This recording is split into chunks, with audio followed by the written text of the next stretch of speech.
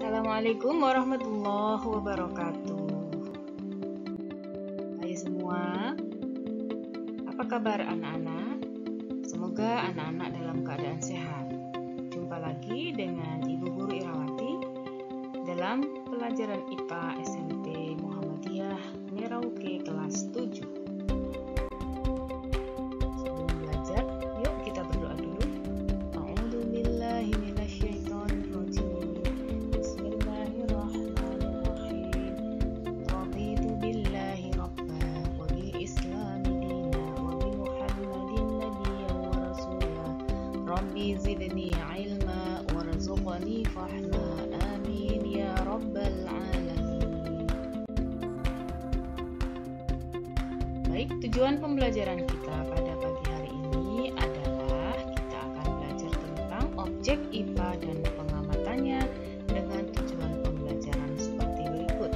Yang pertama, anak-anak diharapkan mampu memahami konsep IPA. Yang kedua, anak-anak memahami proses penyelidikan IPA. Yang ketiga, diharapkan anak-anak mampu memahami objek-objek dan bagian dalam IPA. Yuk, siap belajar ya.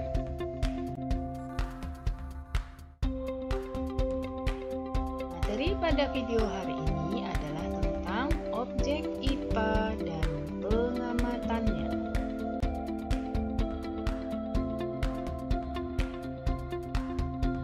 Benda-benda yang ada di sekitarmu dapat dipelajari melalui mata pelajaran ilmu pengetahuan alam atau IPA.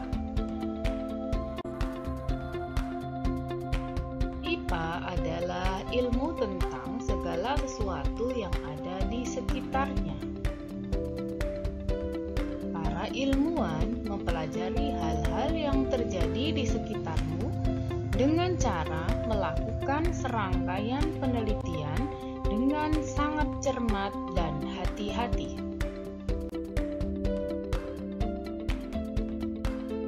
Dengan cara seperti itu, para ilmuwan dapat menjelaskan apa dan mengapa sesuatu yang ada di alam sekitar dapat terjadi, serta mampu memperkirakan sesuatu yang terjadi saat ini maupun saat yang akan datang.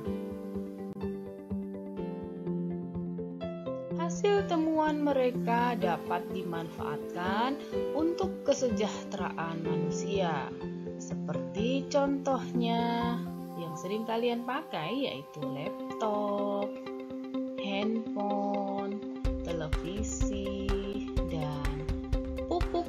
Juga masih banyak contoh-contoh yang lain.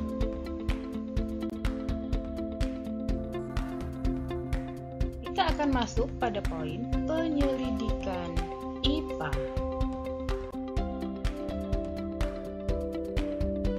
Anak-anak yang Ibu sayangi, langkah awal untuk mempelajari benda-benda di sekitar kita adalah melalui pengamatan atau observasi. Di sini tentunya akan menggunakan beberapa indera yang sudah Allah berikan kepada kita. Contohnya salah satunya adalah indera penglihatan, yaitu mata. Bisa juga dengan indera pendengaran, yaitu telinga. Juga alat indera yang lain. Maka mari kita bersyukur anak-anak, Allah memberikan kita kesempurnaan alat indera, bisa kita gunakan untuk melakukan pengamatan dan hal-hal yang baik. Kegiatan pengamatan terhadap temanmu, contohnya ya, mengamati temanmu, hasilnya bisa berupa deskripsi. Contohnya, mengamati temanmu, berapa sih tinggi badan teman kalian? Berapa warna kulit teman kalian? Apa warna rambut juga bentuk rambut teman kalian? Bagaimana bentuk hidungnya? Bagaimana bentuk matanya? apa sipit, apa lebar, ya. Itu adalah beberapa contoh-contoh kegiatan pengamatan yang harus ada dalam proses penyelidikan IPA. Ya, nanti anak-anak akan melakukan praktek ya, melakukan pengamatan terhadap teman sebangku kalian. Dengan hasil pengamatan, maka akan muncul berbagai pertanyaan. Misalnya, berapa sih tinggi badanku? Berapa sih massa badannya? Sehingga dengan demikian, kamu perlu melakukan penelitian lebih lanjut. Misalnya, kalau ingin tahu tinggi badan teman, berarti kalian harus menggunakan alat ukur seperti meteran. Kalau mau mengetahui massa badan teman, berarti kalian harus mengukurnya menggunakan timbangan. Sehingga kalian akan memperoleh pemahaman yang lebih lengkap tentang ciri dari teman kalian tersebut.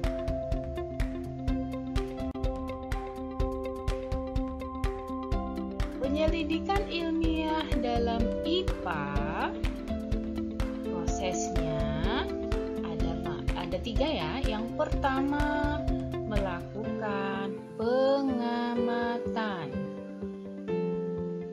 Apa sih pengamatan itu? Ya, pengamatan bisa dilakukan dengan menggunakan panca indera, termasuk juga melakukan pengukuran dengan alat ukur yang sesuai. Pengamatan dilakukan untuk apa? Untuk mengumpulkan data dan informasi. Jadi, dalam melakukan penyelidikan harus betul-betul berdasarkan data yang bisa diperoleh dengan melakukan pengamatan. Bukan asal atau berdasarkan perasaan nih anak-anak ya. Penyelidikan IPA yang kedua adalah setelah melakukan pengamatan, anak-anak harus membuat inferensi. Apa sih inferensi itu? Yaitu merumuskan penjelasan berdasarkan pengamatan. Penjelasan ini digunakan untuk menemukan pola-pola atau hubungan antar aspek yang diamati dan membuat perkiraan. Jadi setelah anak-anak melakukan pengamatan, anak-anak bisa membuat rumusan penjelasan berdasarkan pengamatan tadi. Pendidikan ilmiah yang ketiga yaitu mengomunikasikan. Mengomunikasikan hasil penyelidikan, baik dikomunikasikan secara lisan maupun dengan tulisan.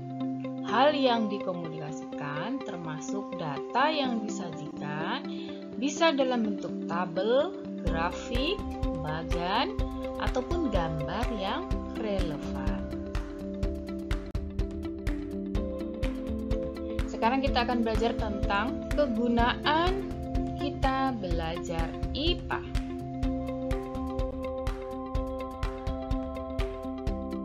Apa saja sih anak-anak keuntungan kita dalam mempelajari IPA? Ya, ada beberapa macam.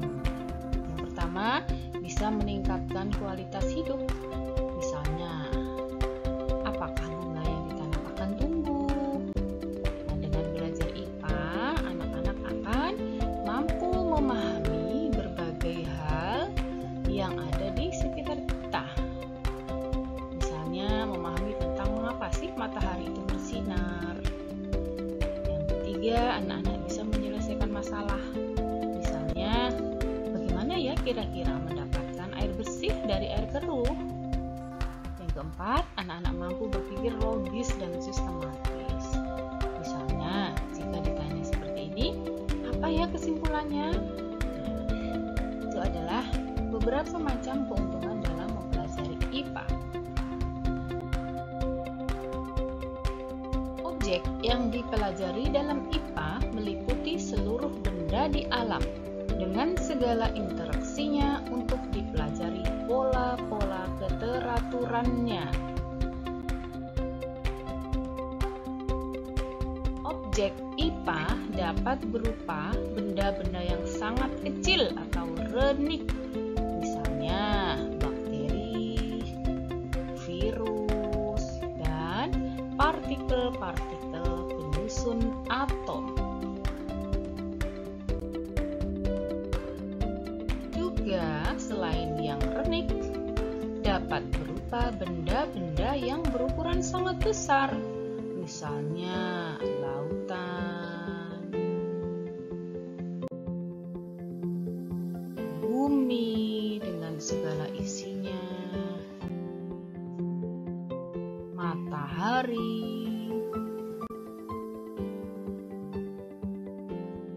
Pada saat ini, penyelidikan tentang alam telah menghasilkan kumpulan pengetahuan yang demikian kompleks. Untuk memudahkan pengetahuan-pengetahuan tersebut, digolongkan menjadi 4 bagian. Jadi IPA digolongkan menjadi 4 bagian, yaitu sebagai berikut. Yang pertama, fisika. Mempelajari apa saja fisika itu? Ya, fisika mempelajari tentang aspek-aspek mendasar alam. Misalnya materi, energi, gaya, gerak, cahaya, panas, dan berbagai gejala alam fisik lainnya. Yang kedua, kimia. Ya, kimia meliputi penyelidikan tentang penyusun dan perubahan zat. Ketiga, biologi. Mempelajari tentang sistem kehidupan, mulai dari ukuran kecil atau renik sampai dengan lingkungan yang sangat luas. 4. Ilmu bumi dan antariksa. Mempelajari asal mula bumi, perkembangan, dan keadaan saat ini, bintang-bintang, planet-planet, dan berbagai benda langit lainnya. Masya Allah, luas sekali ya anak-anak. Kita belajar IPA bisa mengetahui tentang apa sih itu ilmu fisika, kimia, biologi, dan ilmu bumi dan antariksa. Jadi, anak-anak pengetahuannya akan semakin luas ya. Alhamdulillah.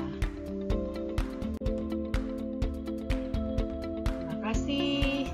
Itu yang bisa Ibu Guru sampaikan. Semoga bermanfaat untuk anak-anak sekalian. Sampai jumpa pada video pembelajaran berikutnya, yaitu tentang pengukuran sebagai bagian dari pengamatan.